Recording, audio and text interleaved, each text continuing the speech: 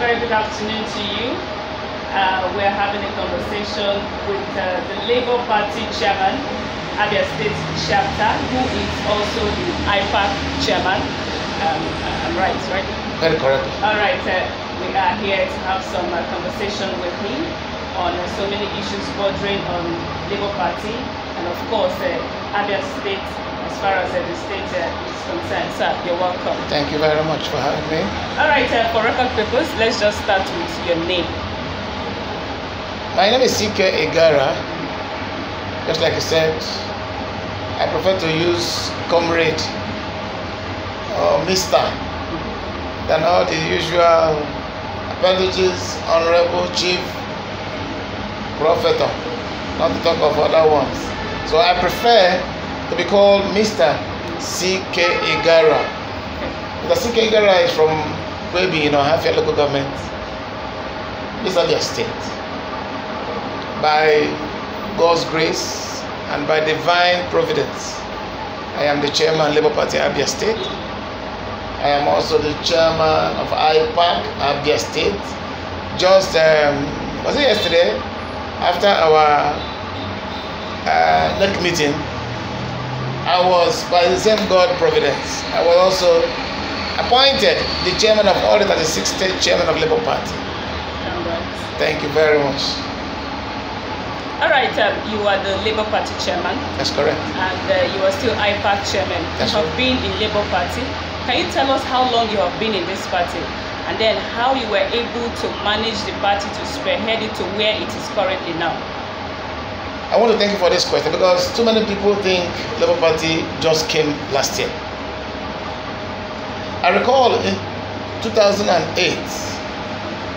I contested for the chairmanship of Abia local government under NDP because I was the national organizing secretary of NDP. I was also the secretary of Babangida campaign organization, what we call National Solidarity Coalition. Then it was after that election. Then by 2009, somebody called Pastor Kingsley Oluocha went to Chief Dan Wanyanwu because Oluocha was planning to run for governor of Abia State. He said, according to what I was told, that he has followed our trajectory. He has seen that there's one young man who believes in principles, who does not believe in money politics, who believes the right person should be there. So that's what he told him at the national. So the national chairman then mandated Kalisto Sokafo, who was the Southeast chairman, to look for me wherever I was. They came to Abuja. I didn't see them. They came to Cross River because of all the movements I was making. Until they saw me at Modotel Hotel in Owerri. That was 2009. So by 2009, they told me that Oluocha said unless I join Labour Party, he will not run for governor. So because they want him to run for governor, I should please join. I gave them one simple condition. They should come and pay for office here. And then they allow me to set up the structure in the entire Southeast.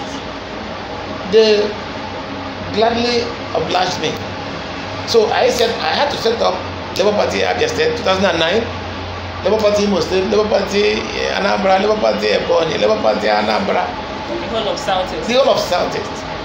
So I set up those structures and we continued from there. And from that time, the only money that I received was the 300,000 naira they used to pay for that office. I started taking care of the party. I started taking care of the party with the little resources I had. So we continued until when Stanley Ohajiruka, after the Oluocha, the first Oluocha, the second one, Oluocha was also, he had no money, but I was working with somebody who had principle, who wanted to do something good. Until when Stanley Ohajiruka came in, he was a speaker then, he came in and hijacked the entire structure. I said, no, you can't do that, people like us are here. So we started fighting. We went to court. I told him, no, you can't be the governor. If you want to be the governor, let us do it through the due process. So we started going to court, started fighting, doing all sorts of things to make sure that we outwit each other. At the end of the day, Anjoka lost and ran away. So I continued. We continued nurturing the party, doing the much we can as far as our capacity and ability could carry. I continued, sustained it single-handedly.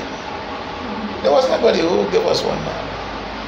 Nobody gave us 1 naira. Until money started coming just this season when Dr. Alex Otti came. That means you've been in Labour Party since 2008? Yes, I've been in Labour Party since then. And you've remained consistent? Of course, you did yes. not defect to any other party? I've never. Why? I don't even intend. Why did you not defect? Number one, I have this conviction that it is the hand that makes things work. People in PDP, people in APC, people in Abia, somebody started it. Somebody nurtured it to where it is right now. And there are some people who make news. There are some people who create the environment for people to succeed. I want to believe I have such capacity. I want to believe I am not a follow person. I'm somebody who follow my conviction. So I believe that Labour Party as a party for the social democrats, even for people who belong to all classes, I felt it was very necessary for me to give it my best, to see to its success. And that I want to thank God that up until now, it succeeded. Secondly, I had the privilege. Everybody knows how God talked to him. I had the privilege of knowing that Labour Party was going to be used. This story, history, I cannot go deeper than now. There are certain things I may not say right now because I want to believe the time for me to say it is not yet time. But I know that God told me to remain in the Labour Party. That was why all the overtures, all the offers to join PDP, to come and be this in PDP, to come and be that in this party, I shunned all of them. I said no, because I had a direction. There was this direction I had. What was that direction? That direction was to build a system that can help us deliver the state. So we continued up until now. And I want to believe it hasn't been too good, neither has it been too bad. Okay, so what was your experience? What was it like in this just recently concluded election, the governorship election, the State House of Assembly election precisely? It was more like anxiety driven. Why? Mind you, we were experimenting with the beavers. This is the first time the beavers is being used, and nobody was sure of the outcome. Personally, as the leader of the Labour Party, as the chairman of the party, I was not so sure of what the beavers were going to give to us. I was also not too sure what INEC was going to do. So that gave me, to a large extent, raised my anxiety. And one other thing I did, that was why if you were during the collation, I was more like monitoring the systems, not being at the venue. In as much as, yes, Dr. Alex had nominated Chomaine, but there were some systems that would have given us what we wanted. I was very, very conscious of and monitoring that. That was why most of the party chairmen, everything they do, they run to me and say, Chairman, any development with regard to the systems we put in place. However, I was full of optimism. Why? I was sure Labour Party was going to win. I made the announcement 2015, if you recall. There was a time I made that announcement. I even went to Government House to say that after this present government, Labour Party was coming. Yes, you had convincingly predicted that Labour Party was going to No, it wasn't a prediction. I was not sure. I was sure. So what was your conviction? No, that's what I said. There's a way God talked to each of us. I was quite sure that we were going to win. So that was why I was making sure that it's going to be the right person that will get the ticket. Do you understand? I was not sure. So are you saying that it was God who told you? Of course, yes. What did he tell you? He told me that after Ceekay, the Otti was going to take over Abia State. And you believe that? Of course, yes, because too many things have happened before then. Even before my wife died, God told me, I am taking her so that you can concentrate on what I want you to do. So that was why I gladly held my wife's hand and prayed for her. I said, God, if there is nothing because of this, let this woman rest in peace. My wife said, Amen. And that night she transited. So that's why that day I am now, I said, if I don't have any other person who have gone to heaven, I'm sure my wife has gone to heaven. So why I'm saying this is because I was so sure we were going to make it. Labour Party. All right, Labour Party is here now. You know, we've had PDP for some time now, and I wouldn't be wrong to say they've not done so well over the past years. And now the ball is in the hands of Labour Party. What is the difference Labour Party is bringing? Fine. Labour Party is bringing meritocracy into the system. It's a merit-based system we're going to run. Two, we are conscious of the fact that there's serious rot within the system. So with that consciousness, we are approaching governance. We are trying to clear the debris, clear the mess, lay the foundation, build on those foundations. So Labour Party, because like I mentioned earlier, social democrats, these are people who are already suffering, and we are in a hurry to bring palliative. We are in a hurry. I don't know how long you've moved around Abia when it rains. I don't know how long. The other day, our governor-elect, during the transition committee inauguration, he just said, you are free to move around Abia, but if you want to move around Abia, make sure you wear a remote. He was making a rhetorical statement, which all of us don't understand the meaning. And of a truth, as soon as we had built Abia, created all the linkages, created all the drainages, by now, Abia should have been something different from what it is right now. Mind you, the governor-elect said he is going to create a ministry for Abia alone. What's the reason? What's the rationale? Number one, so that Abia will be given the right concentration, the right attention that Abia deserves. Mind you, if you fix Abia, you have fixed Abia. So what we need, what are the parameters, what are the indices? What do we really need to do to fix Abia? Give us the infrastructure. Infrastructure which include roads, electricity, some other amenities that will make life a little easier. These are the infrastructure, is that not? Once these things are done, you pay workers' salary. When you pay workers' salary, whether you borrow or not, that money will go back to the society, to the system. And it is those velocity, those exchanges of money, that is what engineer activities within the system. And that's what grows your GDP. And that's what brings back taxes to the government. So when you withhold the resources, when you don't pay workers' salaries, you are crippling the government. And you see, for people to borrow you money, they will monitor the activity within the system. Mind you, even in the bank, before you apply for loan, they will see your turnover rate. Some people may not even have seen 20 million. They will go and apply for 50 million. Bank will not give it to you. Do you understand? So we are coming. That's why our government is a government that's going to be different. Mind you, our governorship, our governor now, the governor-elect, has already spoken. We are going to have a very small government. It is going to be a government, merit-based government. However, there are still going to be patronages. There are still going to be patronages for those who worked with us. It's obvious it will certainly come. But the A-team must be merit-based. We want to also entrench so that people will have confidence within the system anymore. There's no confidence in the leadership of all the states. There's no confidence anymore. So we want to use this to bring back the confidence of people. Let people trust government. So that's what we want to bring back to the system.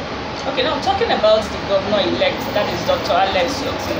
Yes, he has made so many promises whilst he was campaigning, even after the campaigns, during the election and after the election, he made so many promises. How are you sure that he will deliver all these promises? What is your trust level in Dr. Otti? Dr. Alex is an individual. Now, his government is everybody. It is our responsibility to always remind him, Your Excellency, as a government, Your Excellency, when we went to Abia, we promised we were going to do this. We are just bringing it to your notice. I hope you understand. We need to be reminding him. We don't need to bother him so much with demands. You know why people fail? It's when people keep demanding. Brothers and sisters, friends and in-laws, everybody coming to those in authority, asking for one favor or the other, even when you know you don't merit it. So such things, I want to believe, may not be seen in our government. Yes, we will reach everybody. If the roads are fine, the hospitals are working, the electricity is on, and there are other amenities that reach everybody, I think we should be more comfortable with that. And the economy is booming. If this is achieved under this leadership, I think we have done very well. I think we've done very, very well. Are you not scared of Alex Otti failing? Because he has a huge number of expectations. Abians has placed so many expectations on him. Are you not scared? Well, I am not scared. He is not a magician. He is not God. That is, if you recall, during my last interface with the press, I said Abians should pray for him. I hope you recall that.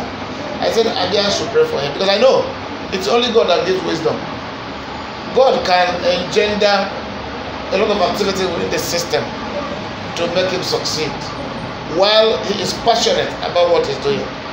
So, as far as I'm concerned, I am not afraid if he will fail, because failure, like I said to him, failure is not an option.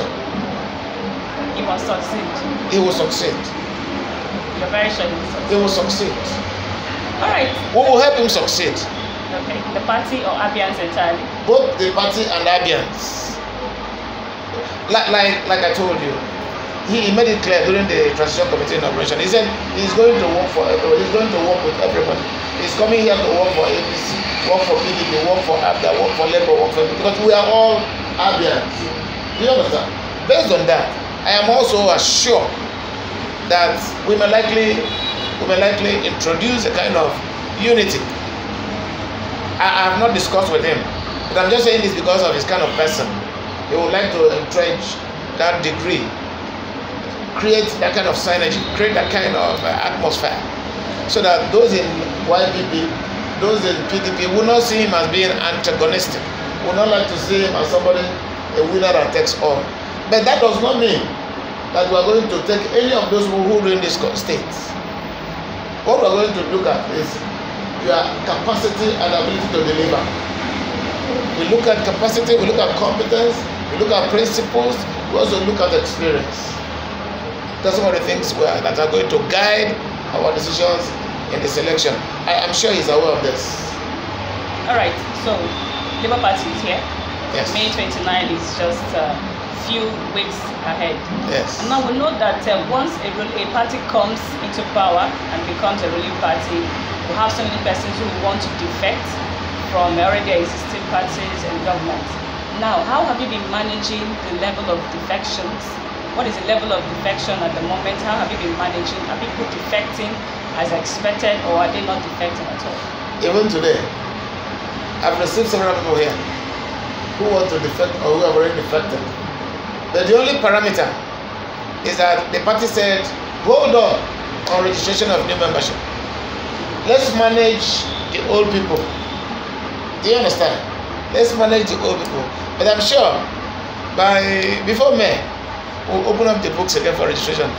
One thing we don't want to encourage is a situation where the good, the bad, and the ugly all will gather here, and as they read APC, as they also mismanage PDP, mismanage APC, and other parties, they will not come here and mismanage the Labour Party. That is the reason why the governor-elect is conscious of that development. When we made this call, up until now, he knew it was in good faith. He hasn't even, mind you, he's somebody who respects hierarchy. He respects order. So, when I made that announcement after our SWC meeting, I passed it around through the state. Most of the registers are here with me. So at the moment, there is no registration of new members. So when are you likely to leave the embassy? That will be when we meet again, the SWC. Okay. All right. Your last word to Abians. Abians, I want to thank you once again for electing us, for giving us your trust and this mandate. I know it hasn't been easy with us as Abians. There we don't have some basic infrastructures, we don't have basic amenities. If you go to other states, there are some few things you see, and when you see them, you come here, you don't see them, you get angry. I want to thank you for your degree of patience. I also want to thank you the confidence you have in Dr. Alex Otti and the Labour Party. I assure you today that we will never let you down, and all your labor will not be in vain.